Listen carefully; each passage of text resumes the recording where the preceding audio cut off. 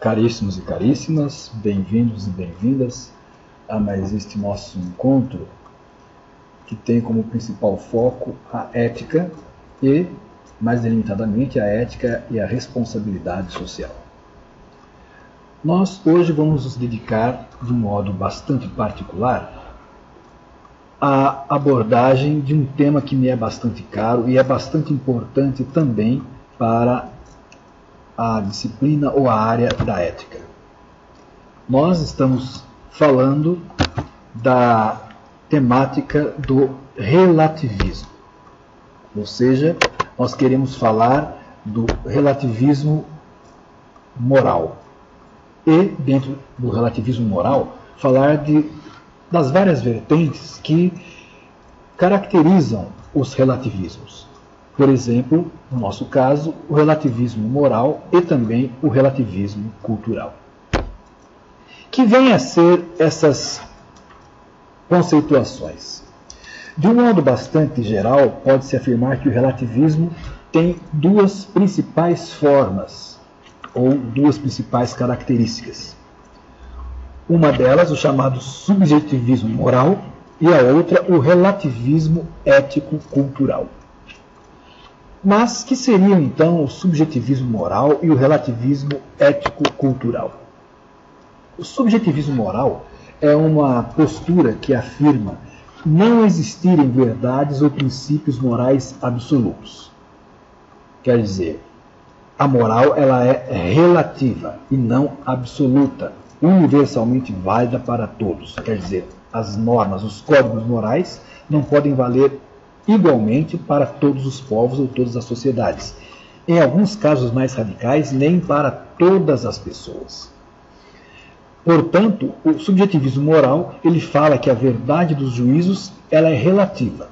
E relativa, por isso aí relativismo, relativa às opiniões, aos sentimentos e preferências de cada indivíduo.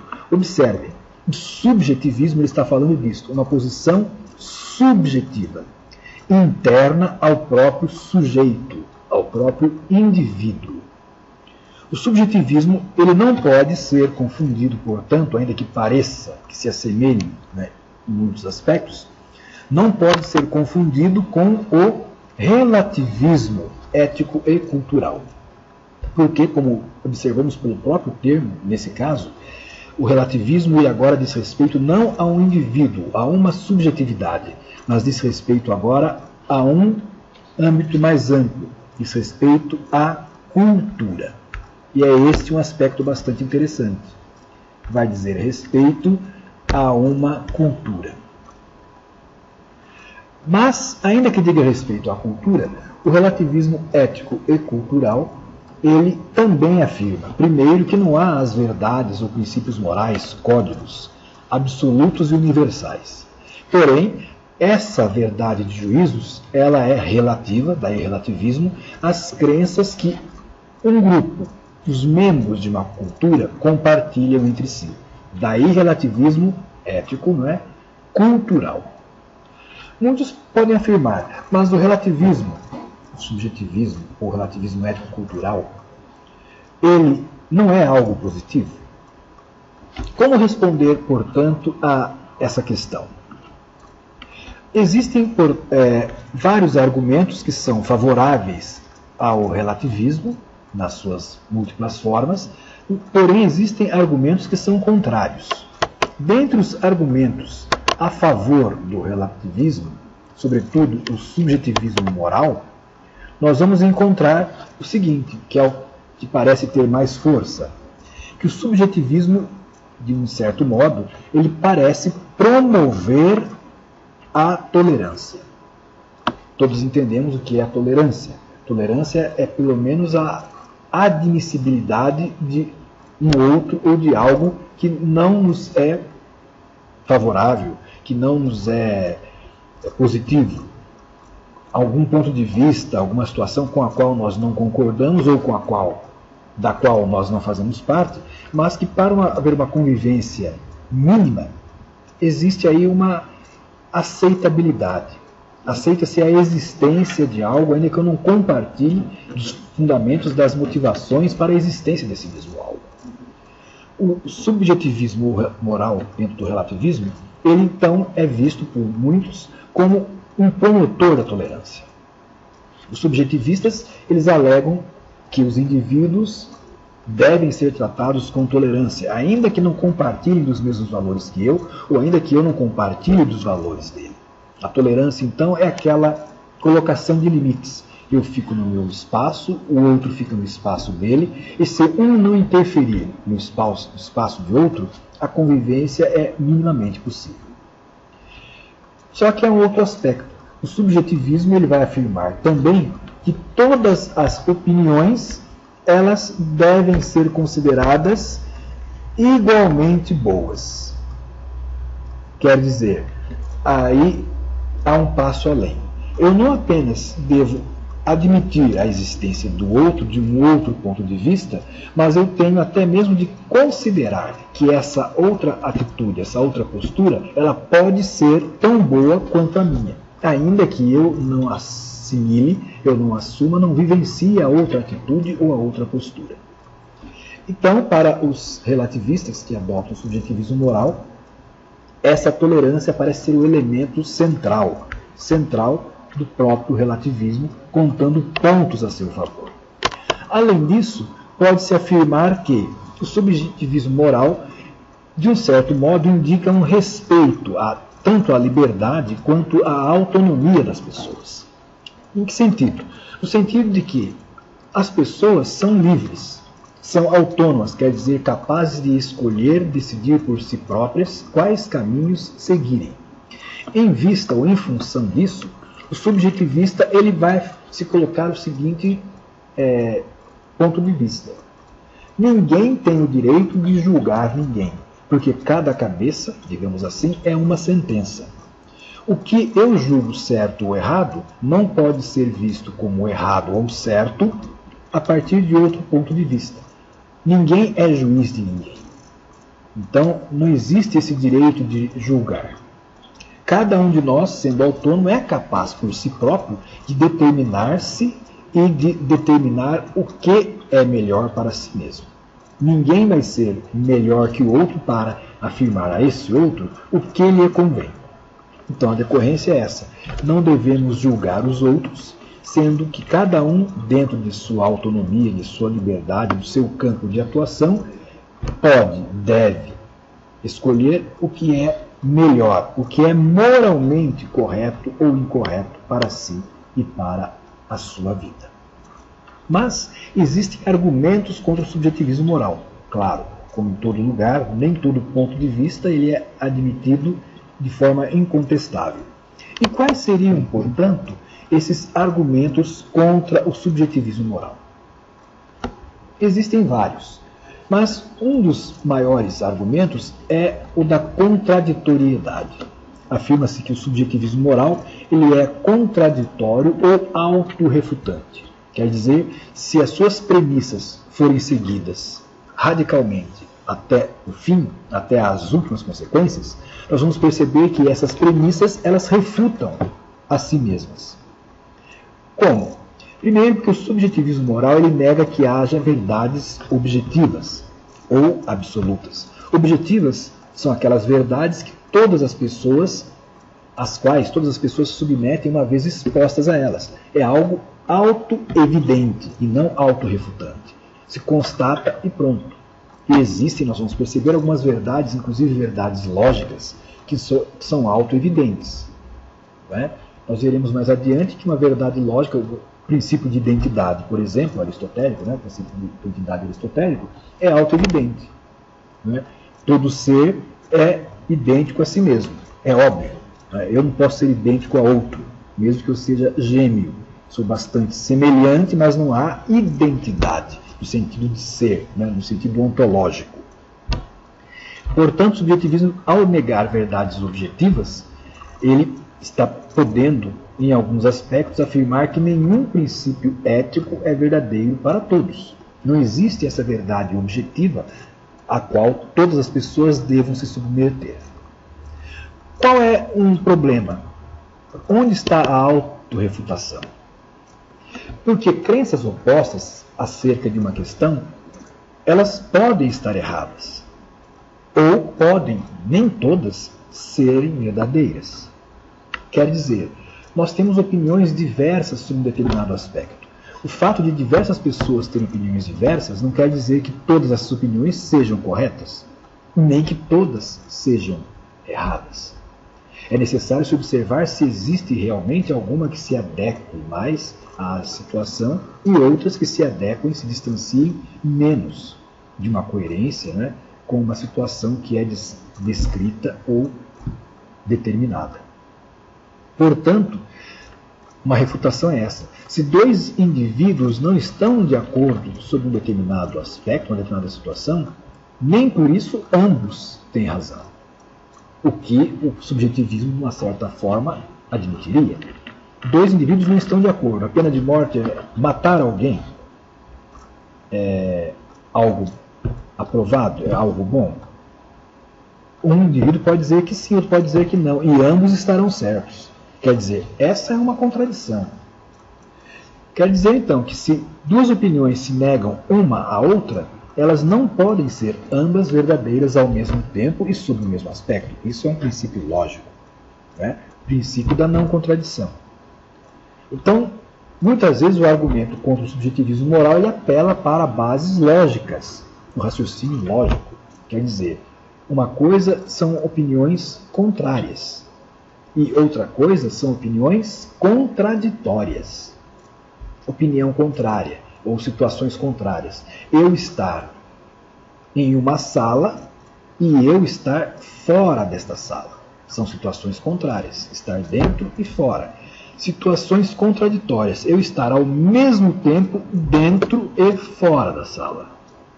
É impossível. Há uma inviabilidade, uma impossibilidade, não apenas física, mas também lógica. Ou talvez não apenas lógica, mas sobretudo física. Então, esse é um argumento contra. Alguns exemplos de contradição e subjetivismo moral poderiam ser os seguintes. Um deles, primeiro, o racismo. Dois indivíduos discutem o racismo. Um vai afirmar que o racismo é correto e o outro diz que não. Quais são as bases lógicas, fáticas, sobre as quais tanto um quanto o outro pode afirmar, ao mesmo tempo, sobre o mesmo aspecto, que o racismo ele seja correto ou não? É apelar para a humanidade ou desumanidade de uma pessoa, de um sujeito, para as suas características fenotípicas, físicas, para as suas condições econômicas, para as suas formas de relacionamento social? Esse é um aspecto. Outro exemplo, o aborto ou a interrupção voluntária da gravidez. Um grupo de pessoas consideram o aborto correto. Outras pessoas consideram o aborto incorreto ou errado.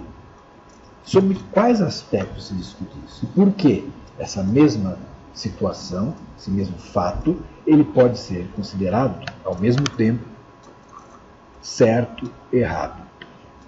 Podemos ir além ainda, falar de uma outra forma de agressão à vida, que seria a pena de morte. Vários grupos discutindo sobre pena de morte, esses grupos podem afirmar que a pena de morte ela não apenas é válida, como pode ser necessária, uma vez que existem criminosos que são renitentes. Um serial killer, alguém que deixado a si próprio, não se controla e ele vai perpetuar a sua sanha criminosa, digamos assim, não é? Vai continuar matando quantas pessoas estiverem em seu caminho e se adequarem ao seu, vamos dizer, modus operandi. Não é? Outros vão dizer que, se não for morto, né, impedido de alguma forma, uma pessoa pode provocar danos incalculáveis a uma humanidade, ou a uma grande parcela da humanidade. Então, alguns defendem a pena de morte, outros vão dizer que não, que a pena de morte tira de um sujeito, de uma pessoa, toda e qualquer chance ou oportunidade de reparação do dano ou de recuperação. O que está por baixo? Como é possível essas discussões afirmarem ao mesmo tempo que o mesmo ato, a mesma disposição, né, legal, por exemplo, pena de morte, ela seja correta e incorreta? Então, o subjetivismo ele coloca muito a discussão em cima dos ombros do indivíduo, do sujeito. Eu sou autônomo o suficiente para dizer o que é bom ou não para mim. E cada sujeito, individualmente, ele tem as mesmas características de autonomia e liberdade, podendo, portanto, se autodeterminar, esses sujeitos. Nós vamos perceber que uma convivência social com esse pressuposto exige muita maturidade das pessoas ou se revela, pelo menos, dificilmente praticável. Mas nós vemos que existe ainda uma outra dimensão do relativismo, e esse é o relativismo moral-cultural. Tal como o subjetivismo moral, nós chamamos agora, que se assenta no discernimento de uma pessoa, já agora o relativismo moral e cultural, como já destacamos há pouco, ele vai afirmar que os códigos morais são relativos, porque não existem verdades morais objetivas, sim, mas que as normas, elas valem, elas têm poder de imposição, porque elas são relativas a um grupo. Algumas sociedades assumem para si determinados códigos, determinadas regras, e para esses grupos, para essas sociedades ou culturas, essas normas, esses códigos morais são válidos. Quer dizer, da mesma forma, né, que nós vemos que não existem verdades morais objetivas aceitas por todas as sociedades, existem para cada sociedade valores que são, aí sim, admitidos como verdadeiros ou refutados como falsos. Não mais agora os indivíduos singularmente, individualmente, mas agora as sociedades enquanto individualidades culturais, se é que podemos dizer assim. Relativismo moral-cultural, ele afirma que o valor, então, de uma verdade, de um juízo moral, é sempre relativo a cada sociedade ao longo de sua história. É a sociedade que vai determinar o que é verdadeiro ou o que é falso. Será a sociedade, enquanto grupo, né, que vai determinar quais as normas morais que são admitidas em seu interior. Do mesmo modo, ela vai afirmar para os seus membros o que é moralmente obrigatório e o que é moralmente não obrigatório. Aquilo que é moral e aquilo que é imoral. E quais seriam os argumentos do relativismo moral-cultural que o colocariam como uma posição ou uma postura bastante positiva? O argumento central do relativismo moral-cultural, ele tem os seguintes pontos ou premissas. Que o que é certo ou errado, correto ou incorreto, ele é relativo, variando, portanto, de sociedade para sociedade, de grupo para grupo, de cultura para cultura. E é esta sociedade, já que o que é moralmente correto varia de um grupo para outro, é a sociedade que vai afirmar, diante do seu propósito de organização da vida, quais são as posturas admitidas como válidas ou não. Nós começamos a perceber aí, então, que existe um aspecto não do indivíduo, mas um aspecto do grupo, que está relacionado com a maioria do grupo, a maioria da sociedade. Será esse grupo, a maioria, que vai definir, não a partir de aspectos objetivos apenas, mas a partir daquilo que a cultura, ao longo do seu desenvolvimento, foi postulando que é certo ou errado, não havendo, em muitos casos, sequer um questionamento disso. Então, por exemplo, nossa cultura admite o infanticídio. Pode ser que existam razões para o infanticídio, mas, mesmo com o desenvolvimento de novas tecnologias, novos relacionamentos, uma sociedade pode continuar acreditando que o infanticídio é algo bom. Não há por que uma sociedade X, por exemplo, questionar essa sociedade A por ela praticar o infanticídio e considerá-lo como algo positivo ou bom. É algo reservado quanto à deliberação, né, ou a definição de bondade ou maldade em termos morais, é algo reservado apenas ao grupo, à sociedade que pratica esse ato. Vejamos um exemplo desse relativismo moral-cultural, ou alguns exemplos.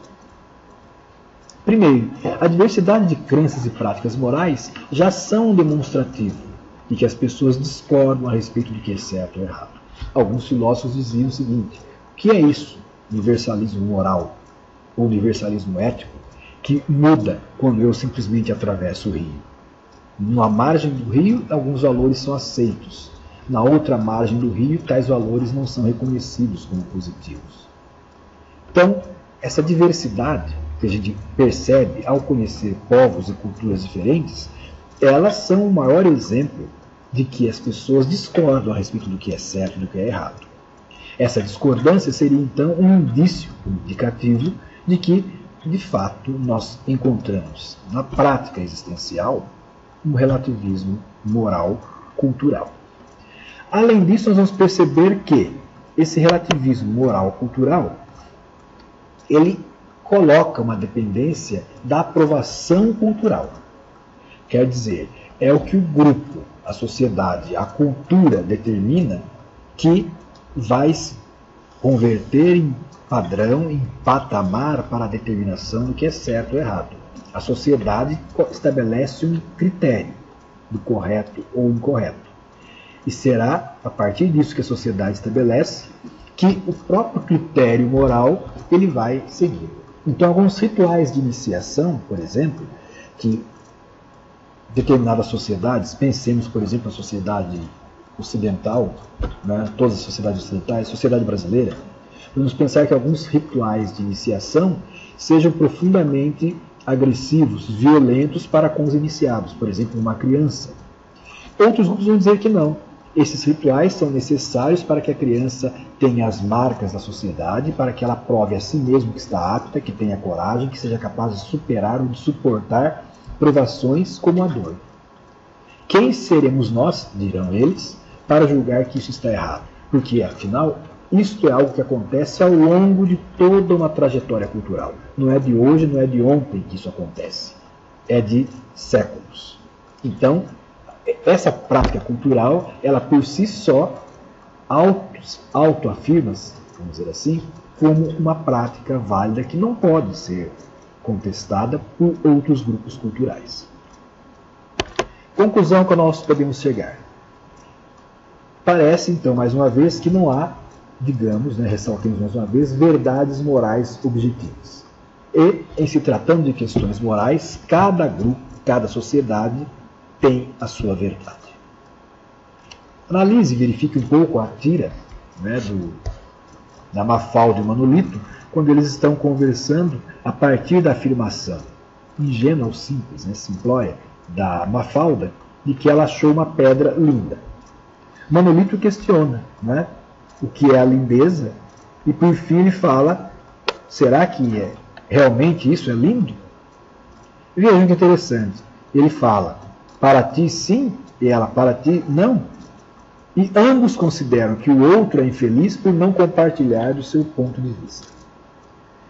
Quer dizer, como tirinha, como historieta, ainda que não estejamos falando do âmbito moral, essa discussão entre os dois amigos mostra um relativismo, se não moral, cultural, pelo menos um relativismo estético. Mas que outras objeções, então, nós poderíamos apresentar agora ao relativismo moral e cultural? Uma dessas objeções é semelhante ao subjetivismo moral, é a autorrefutação. Quer dizer, a autorreferência do relativismo, do subjetivismo, eles conduzem a uma autorrefutação. Ora, o relativismo, ao afirmar que não existem verdades morais objetivas, ele, de uma certa maneira, afirma que tudo é relativo. Porém, tudo é relativo, menos o próprio relativismo. Aí que está uma autorrefutação. Se tudo é relativo, inclusive o relativismo deve ser relativizado em algumas circunstâncias. Ao não se aceitar a relativização do próprio relativismo, ele está refutando a sua tese. Ora, se tudo é relativo, por que a sua própria afirmação não é relativa? Não é verdade? Então vejo que esse é um aspecto lógico também que se impõe. Não haveria circunstâncias em que o relativismo poderia ser relativizado, já que o relativismo não aceita absolutizações, como que ele se torna, a partir da sua afirmação de relativismo, absoluto. Relativismo deve valer sempre.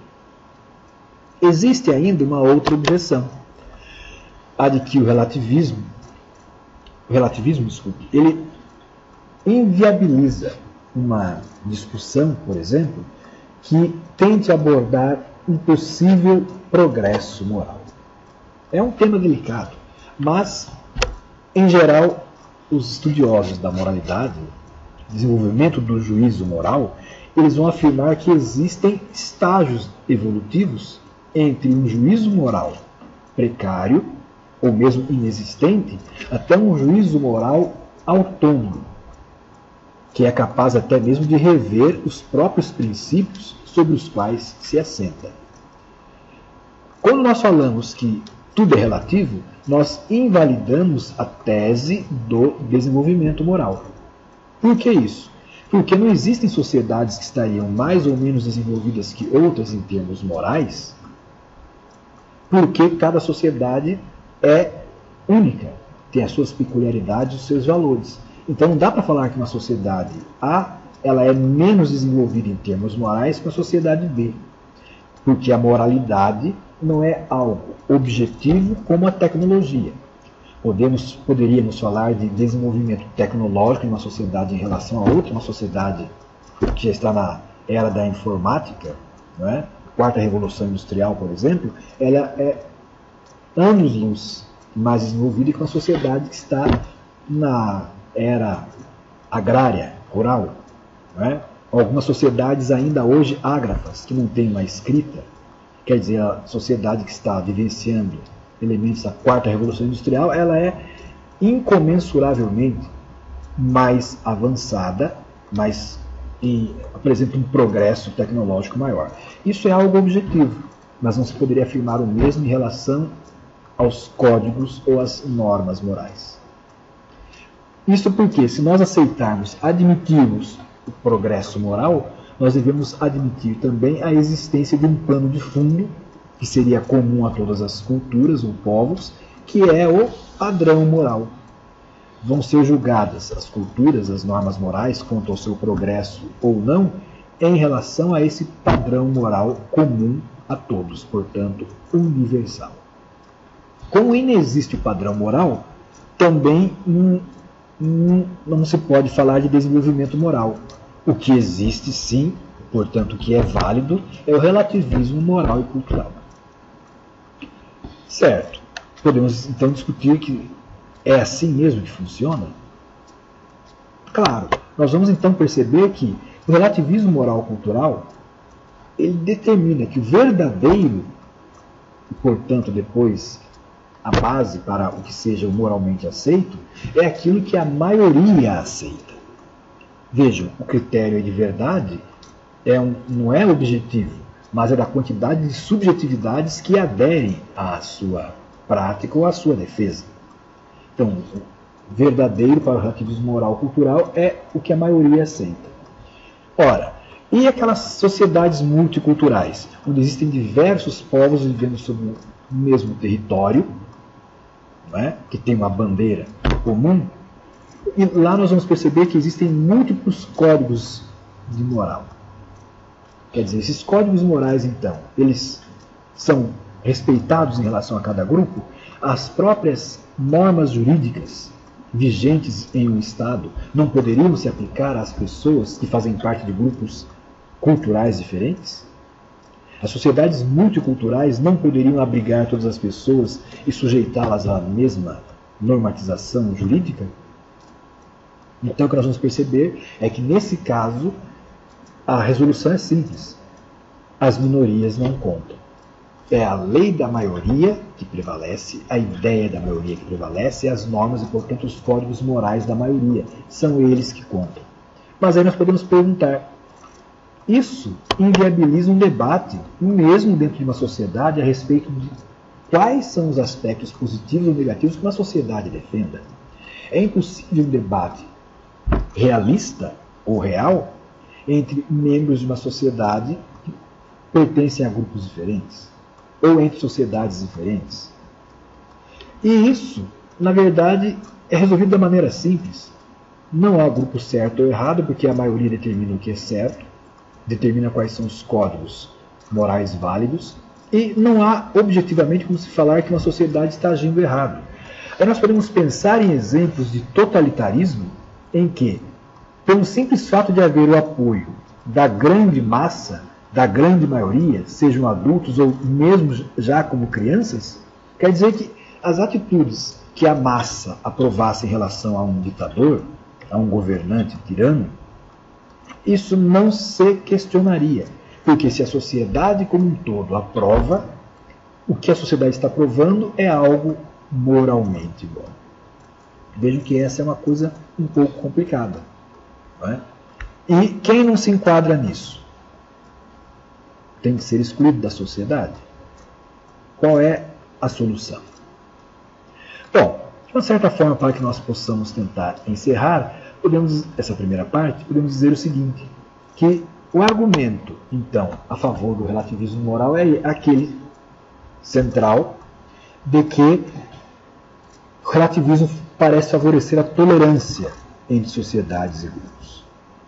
É claro que isso é um aspecto realmente positivo, mas nós devemos nos questionar também se a tolerância não faz parte de um fundamento mais amplo de um universalismo moral. Esse é um questionamento que se deve colocar. A tolerância não é um apanágio, é um privilégio apenas do relativismo moral cultural. Mas pode sim integrar uma moral que seja justamente mais ampla, mais desenvolvida, mais autônoma, que se questiona, inclusive. Ademais, outro aspecto que pode ser colocado, ou relação que possa se estabelecer, é entre o relativismo moral, cultural, a tolerância e o diálogo proveniente das várias culturas. O que se afirma é que as culturas, ao longo da história, ou em seus princípios, os povos eles eram bastante isolados. Pensemos aí, antes da globalização, ou mesmo durante a Idade Média, antes das grandes navegações e assim por diante. Havia um isolamento muito grande dos povos. Esse isolamento, claro, conduzia a um conjunto de crenças únicas e, decorrentemente, códigos morais únicos.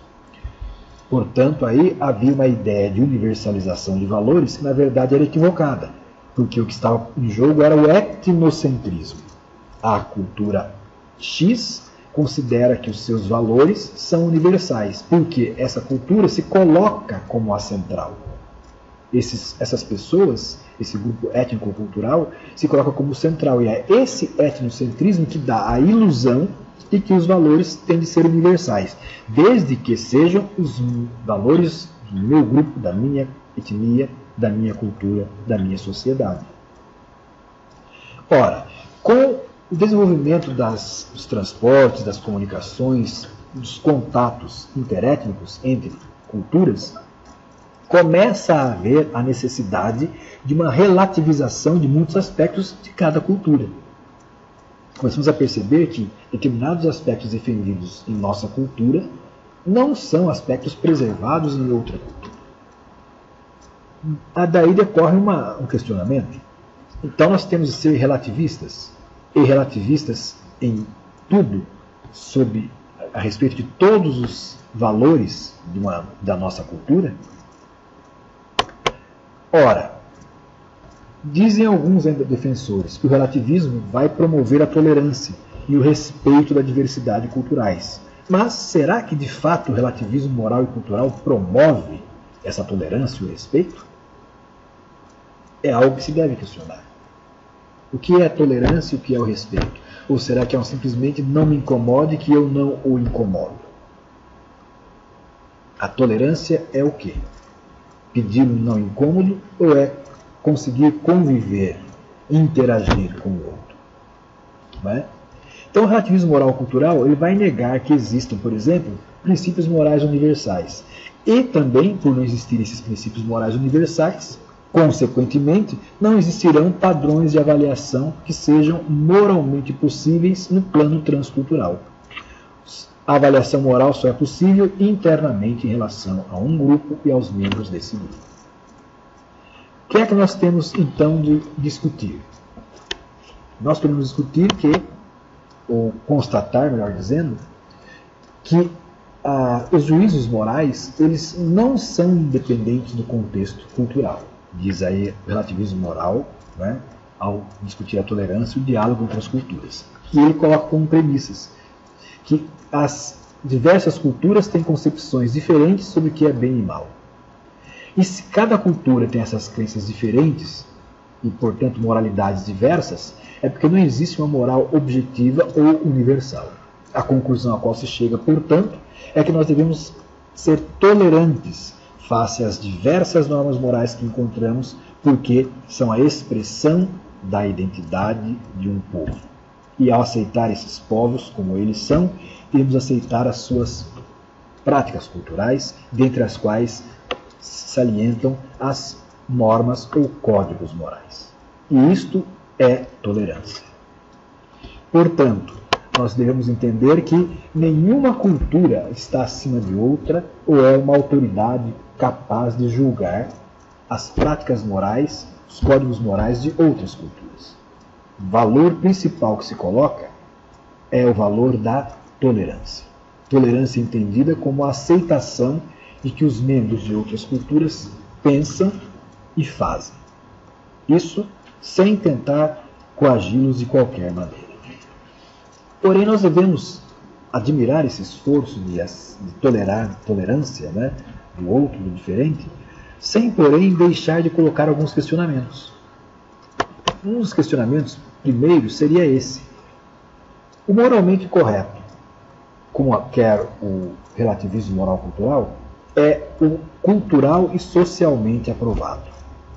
Mas como nós referimos há pouco a respeito do nazismo, de regimes totalitários, regimes ditatoriais, se uma atitude intolerante, como alguns grupos que têm por base o princípio de distinção racial, né, racialização cultural, se uma atitude racialista, por exemplo, podemos pensar, né, as pessoas entendam que ela é intolerante, se essa postura é admitida como moralmente correta em dada sociedade, isso é bom? Eliminar o outro, privar o outro de determinados direitos porque ele não é igual a mim, essa atitude extremamente intolerante, ela deve ser moralmente correta e aceita em uma sociedade? Se dois grupos que não se toleram se encontram, mas nós devemos entender que os valores deles são diferentes dos nossos, e suponho que eles devem entender que os valores nossos são diferentes dos deles, ao nos encontrarmos e tentarmos vivenciar as nossas intolerâncias, será que essa atitude pseudo-tolerante não vai favorecer justamente o conflito e a agressão? Esse é um questionamento que se coloca. Uma outra discussão que aparece e que é bastante delicada, nós vamos ver agora, é a chamada teoria dos mandamentos divinos. Vejam, o que é a teoria dos mandamentos divinos? A teoria dos mandamentos divinos, ela afirma que existem, sim, valores morais. Porém, esses valores não são relativos, sejam à cultura, sejam ao indivíduo, subjetivismo. O que existe é que esses valores eles são estabelecidos a priori, previamente por Deus. Um ato, portanto, ele é errado porque Deus assim estabeleceu. Nos mandamentos divinos estão os requisitos, os critérios para se entender quando uma ação é boa ou quando ela não é boa. O critério é a aprovação. A aprovação depreendida dos ensinamentos expressos nos mandamentos divinos, registrados, eles vão determinar a verdade moral. Portanto, nenhum critério moral se desprende dessa fonte que é o mandamento divino, em última instância, que é Deus. O que a teoria dos mandamentos divinos traz, então, para a discussão da própria moral? Nós vamos perceber que a teoria dos mandamentos divinos, ela afirma isso, ainda que seja considerada uma teoria convencional, quer dizer, que se estabelece entre grupos, é uma convenção, a teoria dos mandamentos divinos também ela tem uma grande ligação, uma grande vinculação com a revelação.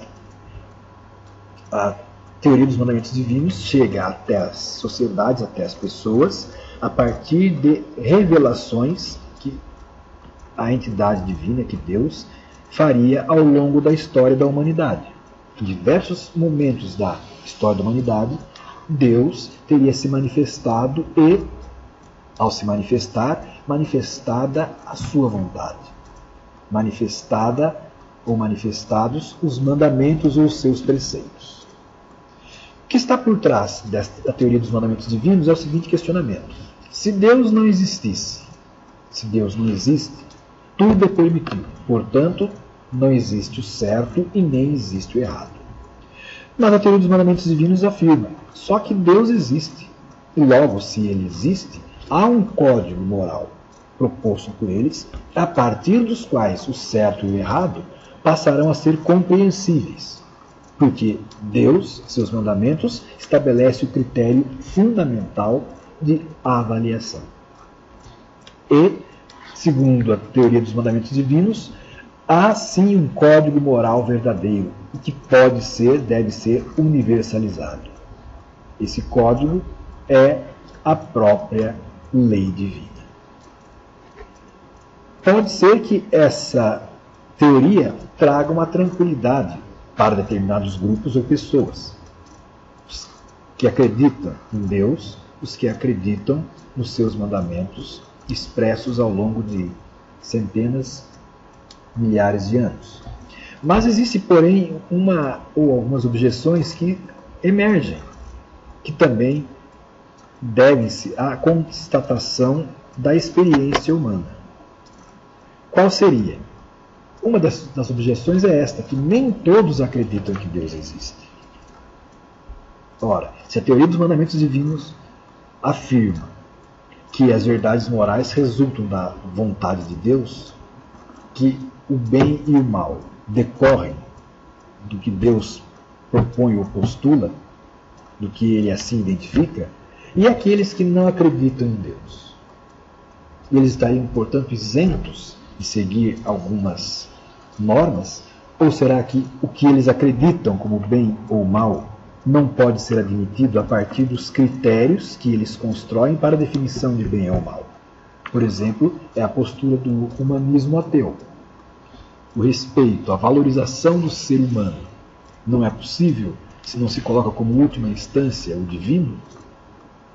Outros grupos, também existencialistas, podem se colocar essa questão da moralidade. O fato de não existir Deus, tudo é possibilitado, tudo é possível? Ou será que existem critérios humanos, essencial e profundamente humanos, que podem embasar os critérios morais de certo e errado, de bom e mal? Além disso, nós ficamos apenas dentre os que acreditam na existência divina, há que se constatar que mesmo aqueles que acreditam na existência de Deus, discordam sobre alguns aspectos quanto àquilo mesmo que Deus permite ou proíbe. Podemos falar do alimento. Qual alimento é proibido, qual alimento é permitido?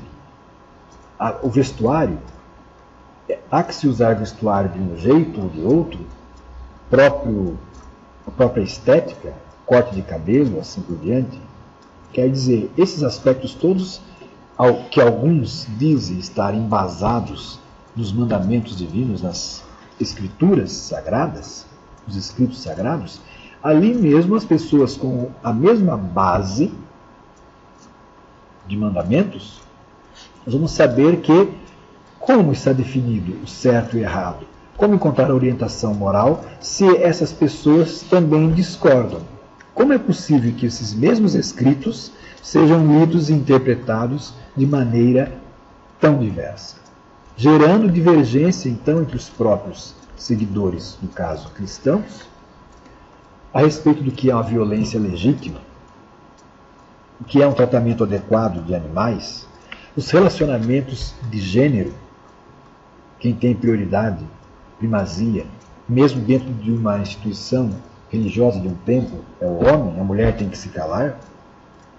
Ou de caráter sexual, as pessoas que têm algum distúrbio, nasçam, né, com alguma orientação sexual específica, são pessoas malditas, amaldiçoadas, pessoas que já estão fadadas de antemão à danação total, e outros dizendo que não, e é necessário, é uma aprovação que se passa. Como então verificar uma postura mais objetiva a partir da teoria dos mandamentos divinos, se os próprios grupos que nela se apoiam têm também as suas contradições? Em função disso, tentando colocar da maneira mais objetiva possível os valores, os princípios que possam embasar uma moralidade e uma ética universal, que alguns filósofos, com destaque para Sam Harris, eles afirmam que, ao se analisar as sociedades, as mais diversas sociedades com seus mais diversos costumes, as suas mais diversas práticas e códigos morais, ao se analisar essas várias culturas, diz Harris, é possível que se identifiquem 3 princípios morais que garantiriam uma universalidade da própria moralidade. Sam Harris fala então de, primeiro, todas as culturas observadas assumem como um valor a proteção das crianças, dos seres mais indefesos. Mesmo as sociedades que postulam, que pregam, que defendem o infanticídio, têm lá justificativas morais, portanto, tem lá algumas proposições éticas que vão tentar esclarecer porque naquela condição, aquela exceção é admitida. Porque em geral não. Os mais frágeis são protegidos. Então, no caso, primeiro princípio moral universal. Deve-se proteger as crianças. Uma outra constatação ao se analisarem os povos, a constatação de que mentir é errado. Podemos considerar que a mentira, ela fere justamente o tecido social. Quer dizer, as pessoas que convivem, elas o fazem baseadas na confiança. Nós conseguimos conviver em sala de aula porque acreditamos que as pessoas que estão ao nosso lado não são terroristas. Elas não vão se explodir uma hora, né? Sabendo da iminência da prova, não quero fazer a prova, eu me explodo, pronto, não tem prova. Né? Nós podemos parar ao longo de viagens por lugares que não conhecemos, entrar em restaurantes, bares de beira de estrada, comer um salgado com a confiança de que a pessoa que fez o salgado não envenenou o salgado para nos prejudicar. Então, mentir em sentido amplo, né, da falsidade, da artimanha, mas sobretudo tentar ser veraz, é uma base que as sociedades têm. Os grupos eles se agregam cada vez mais, o tecido social não se esgarça, não se rompe, porque a linha que tece, que une esse tecido, é justamente a veracidade. Mentir, então, é considerado um erro. E um terceiro aspecto, o assassínio ele é considerado como algo errado. Matar, tirar a vida de alguém simplesmente por fazê-lo, não é visto como algo que tenha aceitação. Até porque, se o assassinato é visto como algo permitido, aquelas pessoas que permitem que o assassinato seja algo feito ao bel prazer de quem assim o entenda, ela mesma está se colocando na posição de possível vítima de alguém que queira matá-la, simplesmente por prazer. O que também coloca, vejam, mais uma vez, em risco a existência da sociedade. O que nós pensamos então? As normas morais, já falamos há algum tempo, elas se constituem a partir daquelas regras que melhor garantam a sobrevivência de um grupo. Por isso que as normas morais são sempre normas coletivas. Porque elas vão permitir a manutenção, a sobrevivência de um grupo no seu ambiente. Lógico, para que esse grupo sobreviva, algumas normas todos os grupos deverão manter. Por exemplo, o meu grupo só vai sobreviver se os meus descendentes puderem desenvolver, se os meus filhos puderem crescer. Daí que se deve proteger as crianças. Eu não vou querer ter filhos com mulheres do grupo inimigo, porque pode ser que os filhos nascidos na relação com mulheres do grupo inimigo sejam fiéis às diretrizes, aos ensinamentos daquelas mulheres, que poderão permanecer fiéis ao seu grupo de origem. E até mesmo, se eu as obrigar a conviverem comigo, elas conviverão comigo talvez motivadas por ódio, com vingança no coração. E a primeira chance que tiverem pode tentar destruir o meu grupo, a solidariedade dela com o grupo de onde ela proveio. Então nós temos que tentar proteger as nossas crianças, torná-las cidadãs da nossa sociedade amanhã. Mentir é errado, por isso que se eu não confiar no outro, que eu vou sair e que ele vai me defender, que vai me proteger ou proteger os meus, eu não saio para uma caçada, não saio para trabalhar. Não é verdade? E por fim o assassinato. Se eu começar a matar os membros do meu próprio grupo, logo eu estou fragilizado o suficiente para que meu grupo inimigo invada o meu território e me extermine.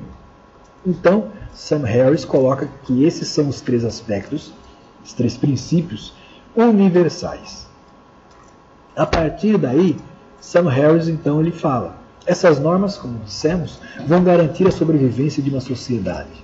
E apenas extraordinariamente é possível violá-las. Qualquer livro de etnografia, né, que fala aí de etnocentrismo, etnologia, desculpa, nós vamos perceber que alguns grupos têm normas que são bastante peculiares, mas elas são justificáveis a partir dessa visão da defesa, da proteção, da manutenção do grupo. E, portanto, o que estaria embasando valores morais que seriam universais e a partir dos quais decorreriam os outros que seriam seus desdobramentos? O que está por trás é que uma verdade, uma moral, ela pode ser autoevidente. Ou seja, existem verdades, valores morais que são autoevidentes, do mesmo modo que existem verdades lógicas que também são autoevidentes. Como nós falamos, o princípio de identidade. Todo ser é igual a si mesmo. Isto é autoevidente. É um princípio lógico autoevidente. 2 é igual a 2. Não é? Ou estar aqui ou não estar aqui, princípio da não contradição. Isto é algo logicamente, é uma verdade logicamente evidente. Mas existem também valores, verdades morais que assim se apresentam. Quer dizer, assim como a verdade lógica, são verdades que não necessitam de justificações. Elas se impõem por si sós. E quais seriam as verdades morais autoevidentes? Seriam verdades baseadas em duas grandes premissas. Essas verdades morais autoevidentes diriam que as pessoas são iguais e as pessoas iguais devem ser tratadas igualmente. E depois, o sofrimento desnecessário é errado. Sofrimento desnecessário. Porque existem alguns sofrimentos que são necessários, infelizmente. Pensemos nos sofrimentos mais diretamente ligados à saúde. A pessoa precisa fazer uma cirurgia, até mesmo uma amputação de um membro. Podemos pensar que é um sofrimento, mas esse sofrimento ele é necessário. Um jogador, como tivemos caso há pouco, que sofre um acidente e ele tem problema nos pés, na perna. A vida dele como jogador de futebol está ligada intimamente ao funcionamento adequado, à existência de seus membros inferiores. E quando o médico determina que deve ser amputado uma perna, podemos imaginar o sofrimento que acomete esse atleta. Mas vejam, nesse caso, não é um sofrimento desnecessário. É um sofrimento necessário para preservar um bem maior que é a própria vida. O jogador não pode mais continuar sendo jogador de futebol, pensemos assim. Mas ele pode ser atleta. numa outra modalidade, ele pode ser um treinador, ele pode ter uma outra função dentro da equipe. E a vida continua. O outro aspecto também é bastante grave. As pessoas devem ser consideradas iguais porque são pessoas. Se eu já considero que uma outra pessoa não é igual a mim, já está havendo aí uma agressão ao seu valor maior, à sua integridade maior, que nós vemos como base para os direitos humanos, né? Que as pessoas têm uma dignidade. O fato de ser humano confere a todos a mesma dignidade, enquanto seres da mesma espécie. Se nós consideramos que as pessoas são iguais, portanto, devido à sua origem humana, devemos entender que todas devem ser tratadas igualmente. Não é porque uma é branca que vai ter um bebedouro mais elegante e a outra, porque não é branca, que deve se submeter a um bebedouro de terceira, quarta, quinta categoria, quando assim tem. Pode tomar água quente enquanto o outro toma água gelada. Qual a base para que isso ocorra? A sua categoria social, seu problema físico, a sua etnia, a pigmentação de sua pele, seu gênero? São esses elementos que nós devemos colocar em tela, e ao perceber que essas verdades morais elas são autoevidentes, tratar de forma igualmente os iguais, né? Não provocar sofrimento desnecessário.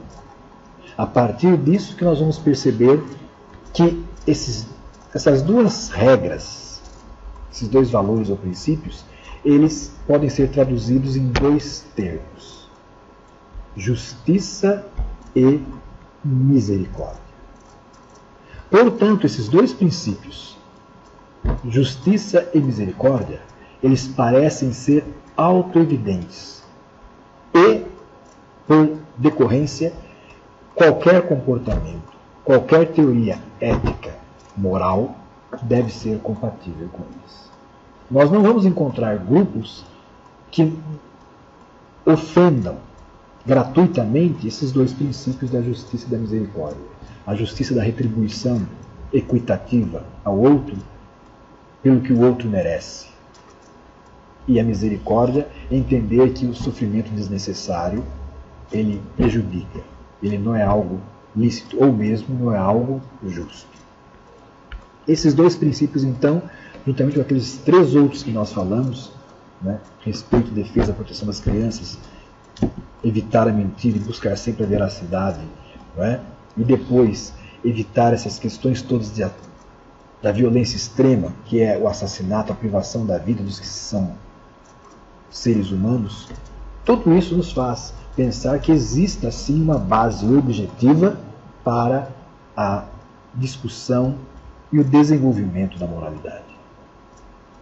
É nesse sentido que, para encerrar a discussão sobre o relativismo, nós propusemos uma reflexão maior ou mais pontual sobre diversas situações. Gostaria que você, então, refletisse um pouco, individualmente ou em grupo, a respeito de como se posicionar, como responder a cada uma das seguintes situações. Primeiro, a pena de morte, como nós já referimos. Como falar sobre a pena de morte? Por um lado, uma pena de morte sustentada pelo argumento de que um crime contra a vida não merece outra punição que não seja a mesma privação da vida. Se matou, tem que ser morto. Então a pena de morte pode ser aprovada por causa disso. Quem matou só pode ser punido se morrer. Depois, o criminoso ele é recuperável. Serial killer, um estuprador em série. Como ele não vai se recuperar nunca, a gente tem que matar. Porque se não matar, vai ficar na cadeia dando prejuízo econômico, né? Tira a vida de várias pessoas, depois os familiares dessas pessoas que morreram ainda tem que sustentar o indivíduo na cadeia. Então é melhor matar, que o custo é menor. É isso?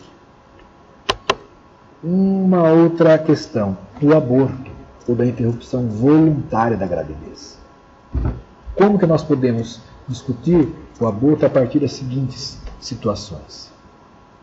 A pessoa pode abortar porque não tem, por exemplo, condições para criar o filho. Quer dizer, um aspecto, um argumento meramente financeiro, econômico. Como discutir com a pessoa a partir desse pressuposto, dessa premissa. Ou então, que o aborto ele deve ser praticado porque o feto não é fruto do amor, mas ao contrário é resultado de uma ação extremamente violenta que é o estupro. É uma coisa gravíssima. Como falar que o aborto é errado nesse caso?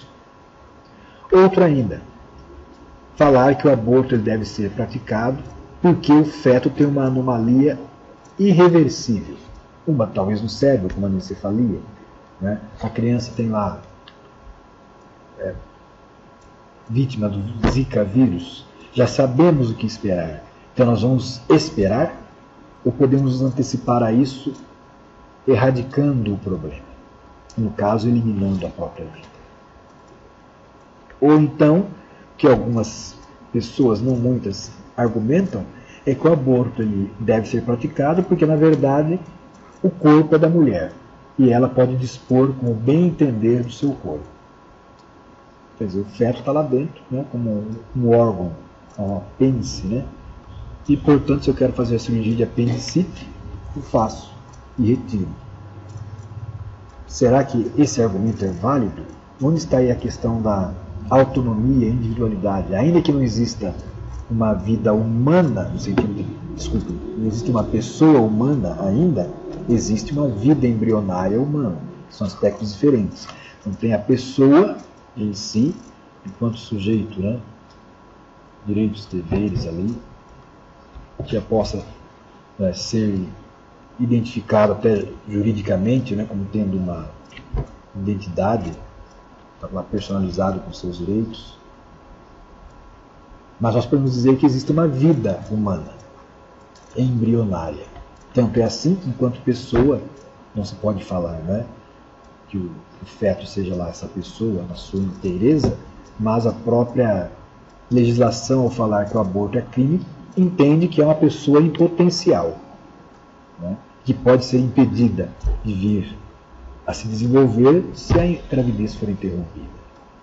Como discutir esses aspectos? Outro aspecto ainda menos doloroso, mas que também não deixa de trazer, provocar reflexões, é sobre a prostituição ou leilão da virgindade. Algumas pessoas vão argumentar isso, né? Que leiloar a virgindade não provoca, não causa prejuízo a ninguém, porque o corpo é próprio. E praticar isso, né, realizar isso, não está afetando ninguém. Se eu tenho que perder minha virgindade, pelo menos eu ganho alguma coisa com isso.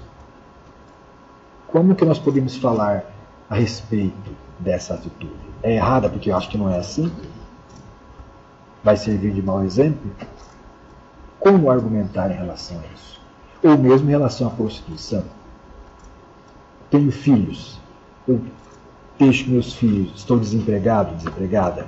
Vou deixar que meus filhos sofram, passem fome, ou eu vou recorrer ao expediente último, que atinge talvez até mesmo a minha dignidade, né? Vou alugar, vender o meu corpo. Mas onde está a maior dignidade, dirão alguns? Fazer isso para conseguir sustentar uma família, as crianças, ou deixar as crianças passarem fome? Será que não há um meio termo? Não há como discutir esses aspectos? Falar que isso é certo ou é errado? E o que tem sido discutido sempre, né? A questão da redução da maioridade penal. Quais os argumentos que podem ser colocados ali para que essas normas vigentes sejam alteradas ou sejam mantidas? Podemos exigir a redução da maioridade penal sob a alegação da consciência? Quem tinha consciência para cometer uma ação, cometer um crime, por exemplo, deve também ter consciência para se responsabilizar pelo que fez. Uma pessoa aí de 16 anos, que pode, por exemplo, votar, teria discernimento para escolher os dirigentes de um país? Ela não poderia ter discernimento para saber o que faz e, portanto, ser responsabilizado por aquilo que faz? Então, o critério é meramente de idade, de maturidade, ou existem outras circunstâncias que devem ser colocadas aí? Por fim, gostaria que refletíssemos um pouco mais sobre essas práticas culturalmente aceitas, talvez ainda aceitas, com um pouco de críticas, ou talvez com em meio a muitas críticas, mas nós podemos pensar como discutir essas práticas que são culturalmente, historicamente determinadas, até mesmo apoiadas em algumas culturas. É o caso da jovem Bibi Aisha, que, por se recusar a um relacionamento para o qual havia sido prometida, ao não aceitar um casamento, ela foi mutilada por parentes e jogada em um deserto. E ela foi resgatada por soldados americanos no Afeganistão. A Bibi Aisha, então, tinha as orelhas cortadas, também o nariz cortado, em forma de punição, estava jogada, além dos outros experimentos, jogada para morrer lá no deserto. Ela foi encontrada e Bibi Aisha, como vocês sabem, depois de alguns tratamentos, ela conseguiu a restauração do nariz e das orelhas.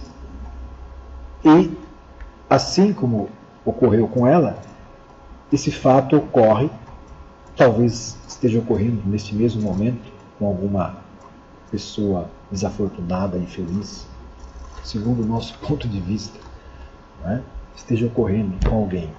Mas ela mostra dois pontos de vista diferentes. E Sam Harris, ele mesmo no seu livro, que já citamos, Moral Landscape, ele fala: será que nós somos capazes de entender o que é uma vida boa? Nós somos capazes de entender o que é uma vida ruim. Ele dá o exemplo de uma mulher na selva, uma aquelas regiões da Ásia, do Pacífico.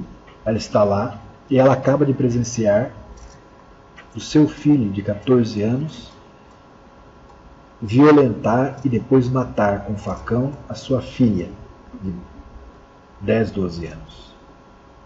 E ela foge em meio à selva, escutando o grito dos seus perseguidores, que vêm atrás dela com o facão. Ele fala: essa é uma vida que nós desejaríamos para todos? E ele fala da própria vida. Harris fala de sua própria vida.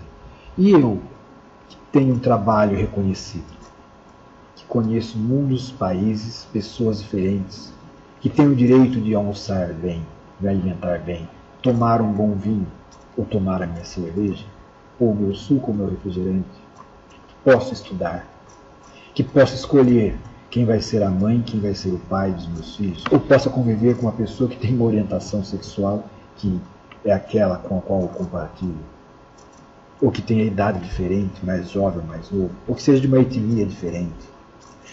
Essa possibilidade de escolhas, mesmo com algumas dificuldades do dia a dia, de caráter financeiro, profissional, essa não pode ser considerada uma vida boa, que seria desejável para todos? E entender o que está por trás dessa vida boa não nos leva a buscar quais os valores que estariam por trás, que poderiam ser ampliados para demais pessoas. Tudo isso nos faz, então, refletir. Refletir e, às vezes, nos levar a agir frente às posturas morais. Será que o relativismo, de fato, ele está bem embasado? Ou será que ele pode ser questionado em função de valores universais que não vão punir, reprimir um grupo, mas que vão olhar para esses grupos e pensar que eles poderiam estar caminhando em destino a patamares cada vez melhores, mais evoluídos de códigos morais, onde a dignidade humana, o respeito à diversidade, não a mera tolerância, mas o respeito e a inclusão do diverso, poderiam servir como base para a convivência. Reflita sobre isso, porque é justamente esse tipo de reflexão que nos faz entender o que é e quais são os aspectos positivos e principalmente os limites do relativismo. Espero que esse nosso encontro, cerca de 1 hora e 10 minutos, tenha sido satisfatório e nós nos veremos em breve com outras discussões. Por enquanto, fiquem com boas reflexões. Obrigado.